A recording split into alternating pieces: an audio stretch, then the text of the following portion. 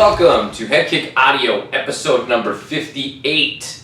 In the intros, you got my boys By the Gods, or if you're listening, which again, I still have to backlog all that shit, but it should be Cutthroat Gorgeous. So those are the bands for the intros, and of course the outro is always By the Gods. And then of course you see on the table with the gear and the threads, my official sponsor for the HeadKIck Audio podcast, HKUSA, Premium Fight Gear. I'm fucking working on a promotional code and some cool stuff. We got a lot of stuff in the works right now, so it's kind of hard to keep up with everything, but I promise you, cool shit coming. Alright, so we got a lot of fights to cover, and we don't got a lot of time, because this mijo needs to eat the hay. He needs to go to bed, okay? He needs to catch some Z's. So you had UFC on ESPN 15, or Vegas 7 or 8, or whatever number they're at right now. We'll go ahead and start from the bottom to the top. Trevin Jones getting the knockout over Timur Valiev in round number 2 after suffering what was an incredible onslaught from Valiev. Surprisingly, the ref doesn't stop it, but Trevin Jones turns things around and gets the knockout in round 2. Very, very exciting. Matthew Semmelsberger gets the decision win over Carlton Mines. Both guys making their debut, I believe. Jordan Wright. This is the Beverly Hills Ninja, I think. I think that's his nickname. I'm going to find out for you. I'll find out here for you. But anyways, he makes his debut on short notice, late replacement. Kid's undefeated, I think like 10-0-1 or something like that. And comes into the UFC a weight class above, and taking on Ike Villanueva, and let's see here, the Beverly Hills Ninja. Okay, so I was close or right, whatever it was. Anyways, he's fought for LFA. He was on the Contender Series, and he makes the most of his short notice fight. A spinning heel kick right off the back. It lands, puts Villanueva on his butt, and there was some real good knees with the tie clinch. Right, boom, kind of reminiscent of Anderson Silva, and it just opens up a huge gash over the I think it was the right eye of Villanueva, and right then doctors called it. Fight was stopped. So doctor stoppage, TKO win for Jordan Wright. Amanda Lemos getting the unanimous decision over Mizuki Inoue. I do believe that fight was a little bit closer than what these scorecards read, but it was fun. That's all I know. Daniel Rodriguez, D-Rod, another guy coming back. He gets fucking dropped. Okay, and Grant's trying to swarm. And they end up, he ends up against the cage, getting up and pushing Grant back, fucking knocking him on his butt, and shortly after gets the incredible comeback finish over, I believe this guy calls himself like the Tarantula or something, really long. Maybe I'm thinking of the wrong guy. No, the Body Snatcher. The Body Snatcher. Tarantula is Jalen Turner, I believe. I'm fucking horrible with nicknames, just as bad as I am with. Really? Unknown? This is #1 bullshit, you cite. Okay, well, I think it's the Body Snatcher. Anyways, Daniel Rodriguez now 2 or 3-0 in the UFC after putting on a pretty lackluster performance in the Dana White's Contender Series.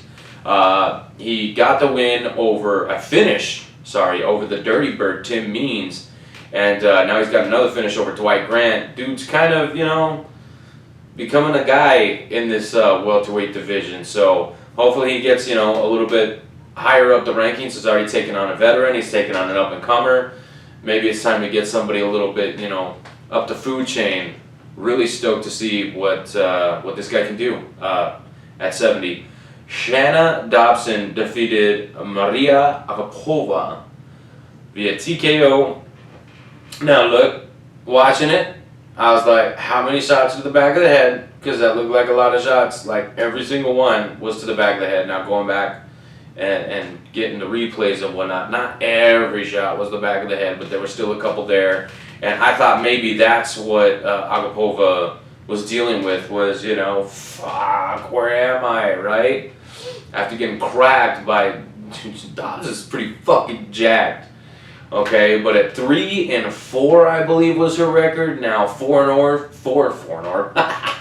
4-4. She's now a 500 fighter in the UFC. I don't even know why she was there. Agapova, you know, really just expended a lot of energy in the first round, and you know, after reading her posts on social media, it turns out that that's what it was. She just ran out of gas.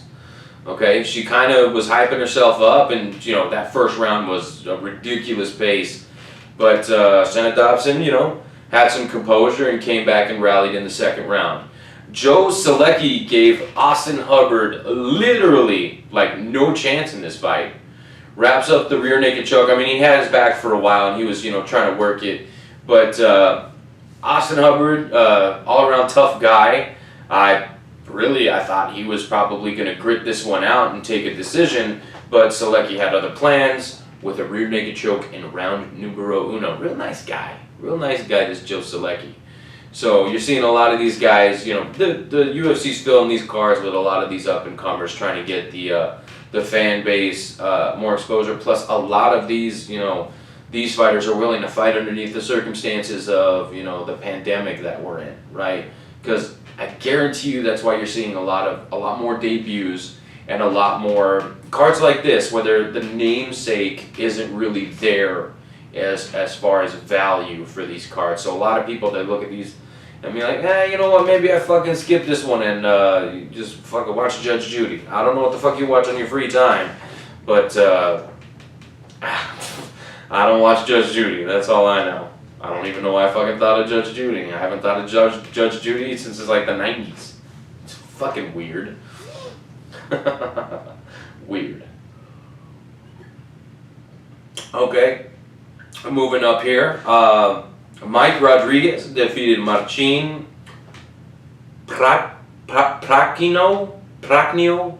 I think that's how you say it. Anyways, fucking Rodriguez just came out and fucking... these dudes were, you know, getting at each other very fast, and, you know, I think it was a fucking knee, and then up against the fence, and then they're out in the fucking middle, and fucking Rodriguez just throws this fucking beautiful boom elbow right across the top, and Marcin is fucking doing this as he's falling to the floor. Right then you could have called it, because I mean it looked like he was falling from a 10-story building, is what it fucking looked like. Anyways, Rodriguez comes in with some follow-up punches and gets the finish. That was fucking dope. That was fucking dope. And this was actually your surprise co-main event. Originally, it was supposed to be Alonzo Menafield versus OSP, and then I forget who Alonzo Menafield was stepping in for, right? Turns out OSP tested positive for COVID, so of course they got to yank him off the card. And yeah, so these guys... Oh, here, another noteworthy mention I should say here is Dwight Grant and Daniel Rodriguez weren't even supposed to fight each other. Their opponents, for whatever reason, I don't remember them, they couldn't fight. So both these guys are like, hey, we're in the same division, fuck it, you want to fight? And both guys basically, you know, behind closed doors, shook hands and fucking, you know, was able to put on a pretty fucking cool fight. Yes, Daniel Rodriguez got the finish, but Dwight Grant had him hurt, and it was fun. Okay, so really I want to get to this main event card. Frankie the Answer Edgar returns to the winner's circle in a new division. He is one of, like, I think 11 fighters or some shit like that to net wins in 3 different divisions. He was the lightweight champion. He was a featherweight title challenger and contender for a very long time. And now he's testing the waters at what I believe is his true weight class all along, which is bantamweight against very dangerous Pedro Munoz, okay? Munoz is fucking a scary, scary dude at bantamweight, okay? You have to fight like the perfect fight for this guy not to fuck you up, okay? And, I mean, I thought that Frankie did enough to win the fight. Of course, it was a split decision. And look, I tell you right now, just like I put on fucking social media, I've never picked against Frankie Edgar. Never. I didn't that time, and I don't think I ever will. Now, I'm clamoring for, if that's a word, clamoring? Yeah, I'm clamoring for Frankie Edgar versus Dominic Cruz. Fuck Frankie Edgar going for a title fight right now. I think Dominic Cruz versus Frankie Edgar needs to happen. It was two of the guys that really got me into the fucking smaller weight classes. Two of my fucking favorite fighters of all time. They're finally in the same division. And this was my worry the whole time, that Frankie was making his descent in weight classes. Like, oh my god, he might have to fight Dominic Cruz. And now I'm just like, that fight needs to fucking happen. It needs to fucking happen, or I will be upset. Okay? So Aljamain Sterling, who Dana White said is going to get the next shot at the bantamweight title holder, Petr Yan. Cool. Let him do it. Let Frankie heal, because fucking Munoz battered that fucking leg, buddy. Okay? And Frankie, Dominic Cruz. Okay? Winner fights for the title. I don't give a shit. Okay? That's not a bad little fucking four-man tournament you got there. Okay? And then I heard fucking Cejudo was talking about coming out of retirement. Bro, come on. Come on. Stay retired, bro. You retired on top. You don't want to come back to these killers. You don't want to come back to these killers. Okay? Now, that was the main event. Okay? Pedro Munoz, Frankie Edgar goes to a split decision. I had Frankie edging it. Okay? But of course, one judge thought that Pedro Munoz had done enough, and he's, saying, I need an immediate rematch, which, hey, in that type of situation, I would be doing the same fucking thing if I were in Pedro Munoz's shoes. Where are we at with time? Because I could talk about Frankie Edgar all day. Oh, I need to switch that to time. Okay, we're already halfway through the show. Okay, moving on, LFA 88. We have a new welterweight champion. I believe it was welterweight. Yeah. A new welterweight champion, Jaleel Willis, defeated Vinicius de Jesus via unanimous decision. A pretty tactical battle. It was a very fun fight. Of course, LFA always puts on good cards. I'm a very big fan of the LFA. Aaron McKenzie defeated Glacio Elizario, or Glacio? Anyway, via rear naked choke in round numero uno. Natan Levy edging out a majority decision over Ben Lugo. That fight was badass. I was highly entertained through that fight. Natan Levy can take some fucking punishment. Okay, and then Evan Elder, boom, check it out. HKA USA sponsored athlete gets a fucking win over Keegan Ginrich via unanimous decision.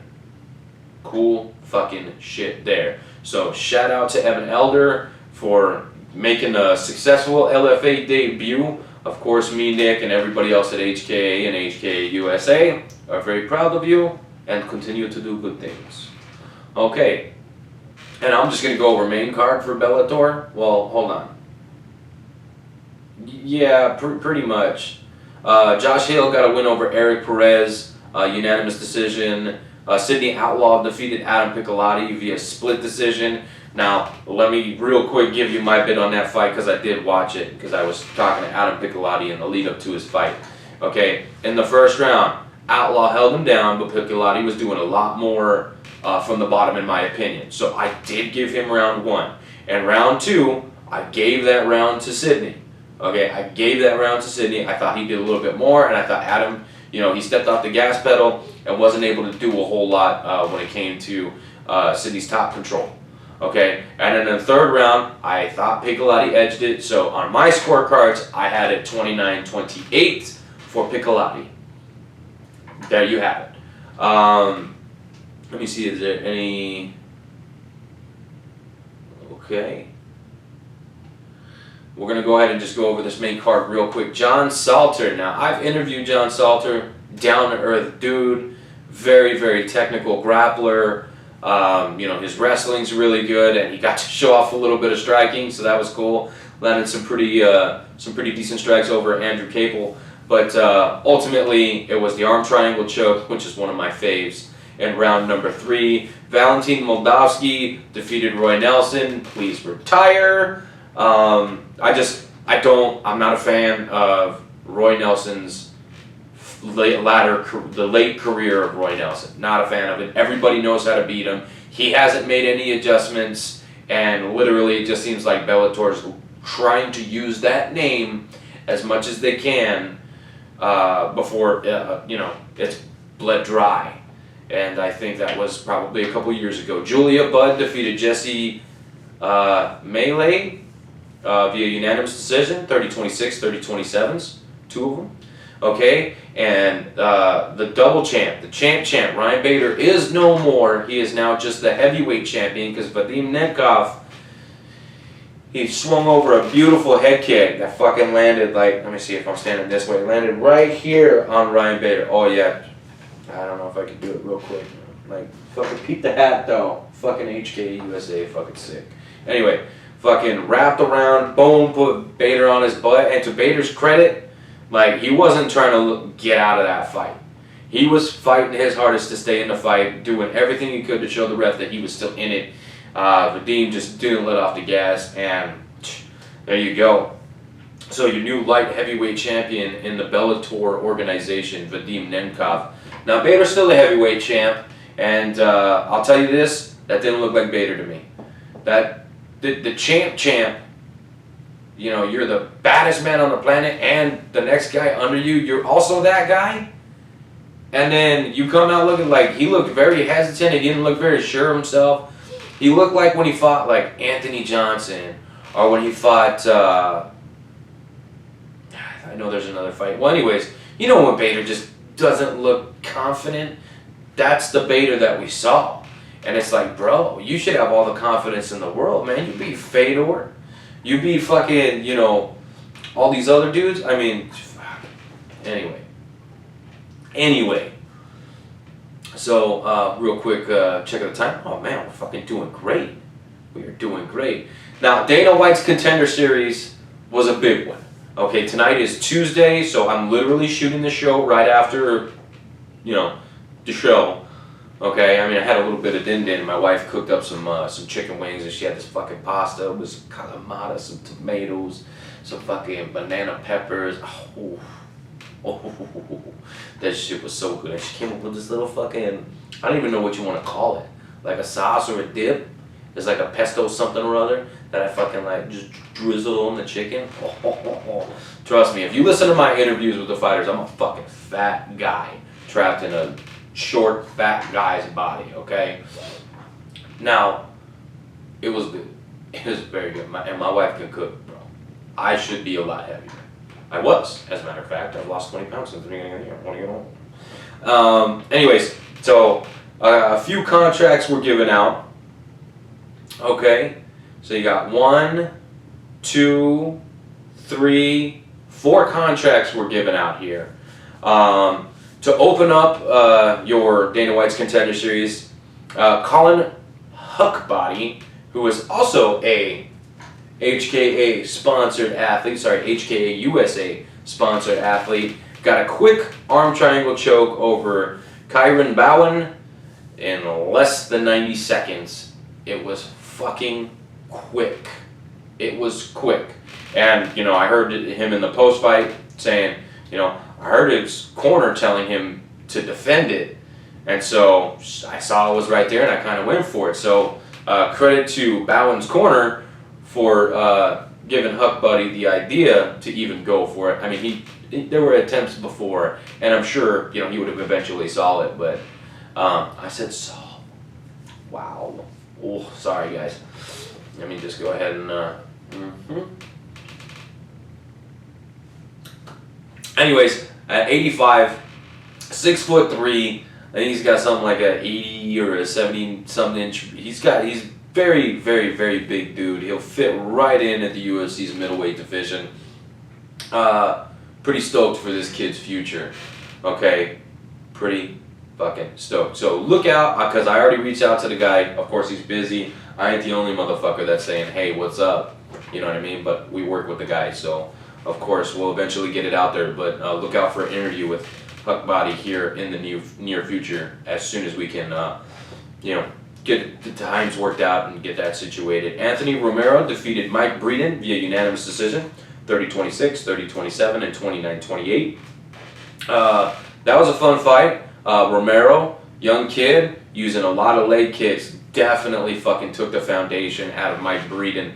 I mean, that boy was barely even able to stand. But Romero stayed patient, and unfortunately, I think that did cost him his shot at a UFC contract right now, this minute. Okay, Dana White is notorious for, especially on this show, like, I'm looking for killers. I'm looking for the next fucking thing.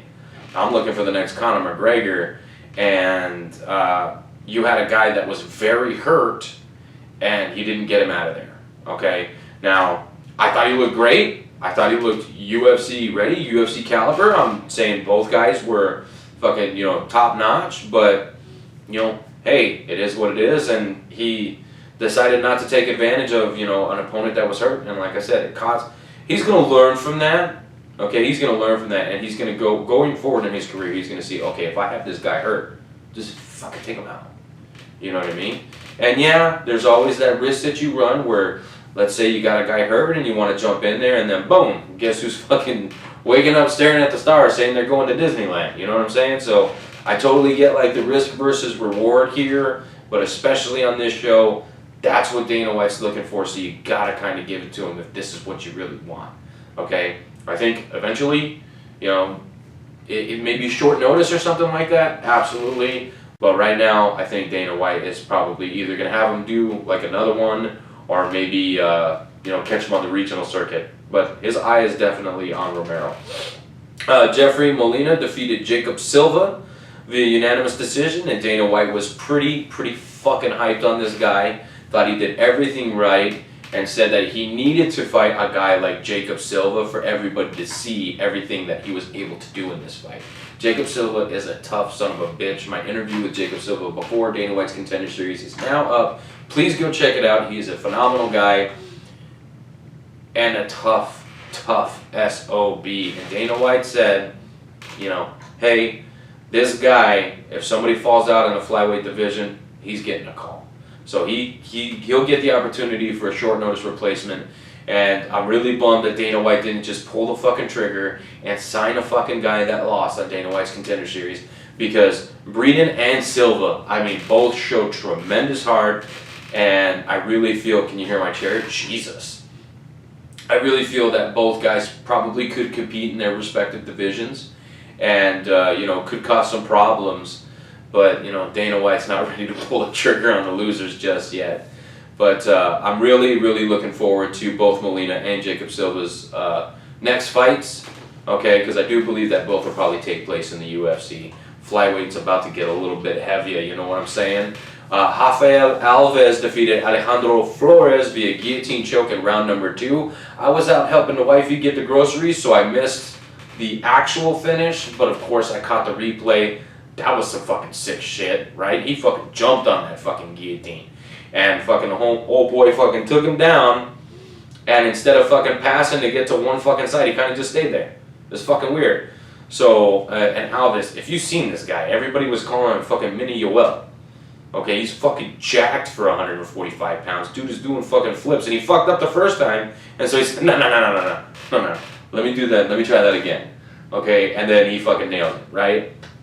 Well, he comes in, fucking throwing nothing but fucking power, okay? Showing that he's very explosive, very dynamic, and loose, for a guy that's that fucking jacked. That was pretty cool. But like I said, I caught the replay. Wow. That was, all I could say was, wow, holy shit, that was fucking cool, right? So he definitely got a contract. And Jamie Pickett defeats Jonathan Patti via TKO in round number 2. Now, of course, I'm super happy for Pickett getting in there and doing what he needed to do. It's not his fault. The ref stopped it when he stopped it, right? It's not up to him to stop the fights. It's up to the refs to stop the fights. But I'll tell you my opinion, okay? Because it's my fucking show. I'll tell you my opinion of fucking whatever I want, right? But Jonathan Patti was still in the fight. His eyes were clear as day. They weren't glossed over. He knew where he was. Yes, the mouthpiece was out. And, he had fallen to the floor, and that's, somebody. Here, I'll give him a shout. If I can find this guy. So let's see. Okay, so Jacob Everett Wallace. This dude right here. Okay, I'm going to show you his little If you can see that, I don't know, you might have to zoom in, but don't zoom in too much because then you'll see that I'm an ugly fuck. And then you switch to the fucking audio version.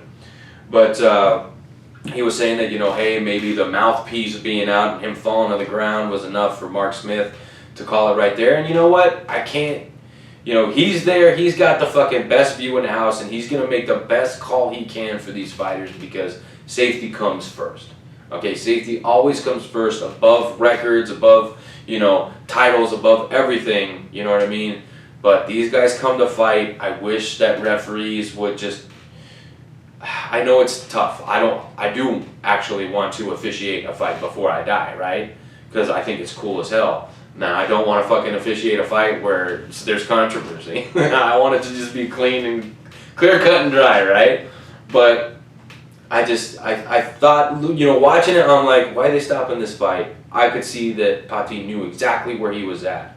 You know what I mean? Yeah, he knew he was getting up off the bat, you know, because he fucking fell. But I just, you know, it sounds like I'm taking a lot away from Jamie Pickett, you know. And that sucks because it's his third time on the Contender Series, third time's the charm. Now look, Pati, he'll get another shot. He'll get another shot later on down the line. Or fucking Bellator will see that he's very marketable and they'll pick him up. You know what I mean? But, you know, there's a future for Pati, but right now the story is Jamie Pickett is your UFC, your newest UFC middleweight, I should say, right? Because Hugbody actually got signed first. But, so yeah, your contracts tonight, Hugbody, Molina, Alves, and Pickett. So congratulations to all the winners. Hey, I went 1 and 2 on my guys because I had interviewed Jonathan Pati and we were actually setting something up to do something afterwards. So I'll have to check in with him, see how he's doing. And of course, I just interviewed Jacob Silva a couple weeks ago, and then Hugbody, you know, he's part of our umbrella, part of our family deal. So, of course, and let's see. Let me see. How much time have I got? Let me see if I can preview. Okay, I can do a quick preview of what's coming up next.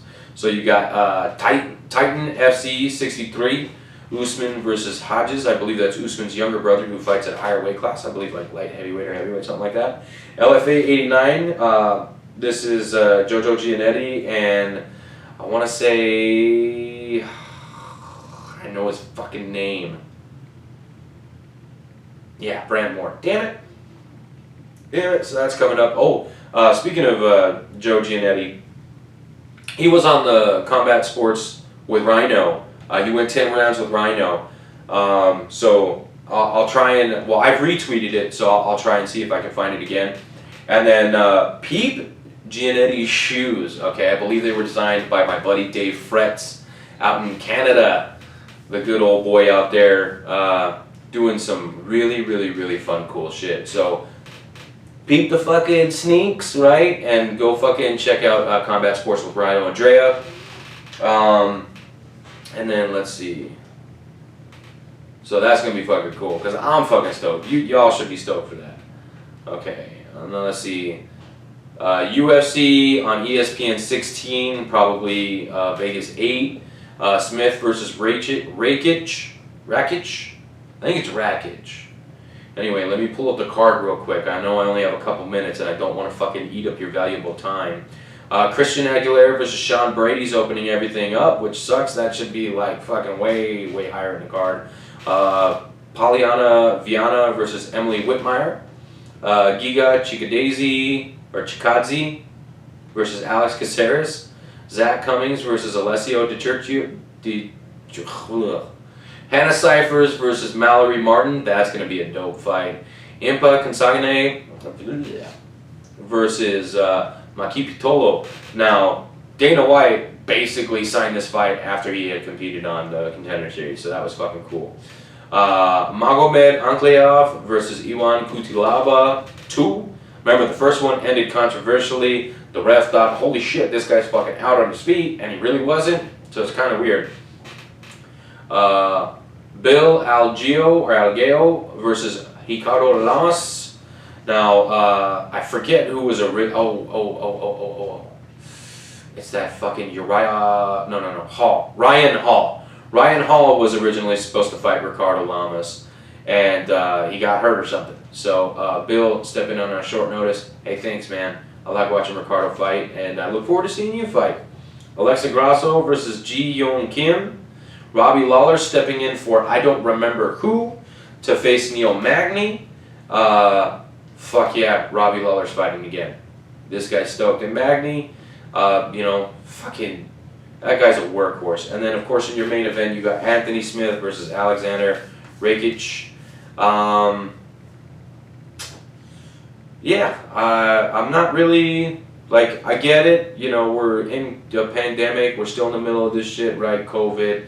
But, I hope that the fight is better than, just me looking at this main event going, that's a main event? You know what I mean?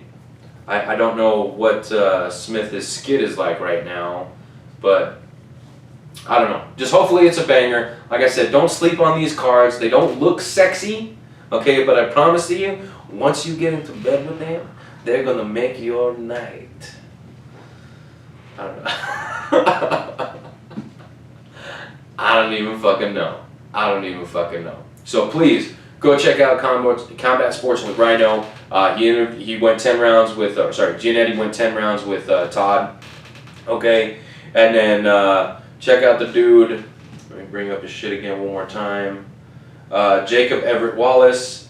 And then, of course, Dave Fretz. Peep those sneaks as he's walking out. Okay? HK USA, the best gear. Contact me if you guys are interested in it. You can find me on social media at HKAZ for Instagram, at HeadKIck Audio for Twitter, and then just HeadKIck Audio at HeadKIck Audio on Facebook. Or if you know me personally, hey man, reach out. I got the hookup over here. Okay, maybe you get some HeadKIck Audio discounts. Does that sound appealing? Or I don't know. Just fucking hit me up if you're fucking interested in the gloves and fucking make some magic happen. So check those guys out. Of course, check me out. I'm at the MMA Wordsmith on Instagram and Twitter, or you can find me by Stephen Firmeroff on Facebook. Okay, I'm in a picture with former Bellator title challenger Ed West. Yeah, that's not name dropping at all. Until next time.